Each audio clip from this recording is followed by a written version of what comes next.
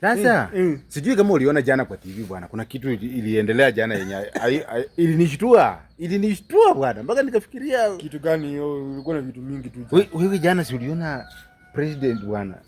Jana kulikuwa na kajamaa bwana, akakimbia na macho yini bwana, kaenda kanataka kushika rais hivyo, na kameshika Biblia ati sijui nimetoka Nairobi sijui nini. Hako jamaa bwana walipita nako bwana, hako jamaa kalifanya damu, lakini hata hivyo kalifanya damu yangu ikakimbia, nikakuwa na uoga, nikasema niliogopa sana. Huyu anapiaje president? Huyu anataka kutulia rais bwana, huyu anataka kutulia rais ama nini bwana? Si hata angesemea tu huko, si angepiga tu kelele akiwa huko. Na kitambo mimi nikiwa kijana mdogo niliona Jomo Kenyatta akiwa rais, kidogo nikaona Moi akiwa rais, hata Kibaki kidogo Kibaki akiwa rais. Kuna askari huwa anasimama nyuma yake. Ndio nilikuwa najiuliza, kwani wanasema ni bodyguard. Huyu askari kwani huyu askari alienda wapi bwana? Ama aliretire? Pengine aliretire ama ujue wao pia si huwa wanapiga kura. Ama alipigia mrengo ingine wakaamua hapana. Ama alipiga mrengo ingine wakaamua hata achukue hapo bwana. Na akafutwa kazi pekee. Lakini si wangechukua mwingine. Sio askari tu, maaskari wengi. Si maaskari wako tu wengi wenye wanakuanga hapo. Na wale watu walienda kutetea kumtoa hapo karibu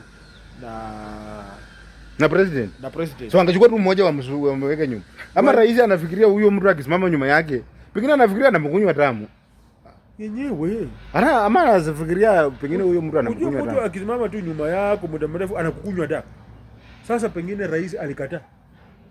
Hapana, lakini huyo mtu angerudishwa tu hapo. That was very tungepata matanga mengine yenye hatujapanga bwana. Sasa aruke hivyo na kumbe ako na kisu. Na ama ako na bomu. Ako na bomu. Ama awe na pastol. Hata pastol hata kisu tu. Unajua taka mbili tu. Muko na matanga. Hiyo kitu bwana, hiyo kitu mimi ilinishtua sana. Ilinishtua. Yaani presidential security kwaje?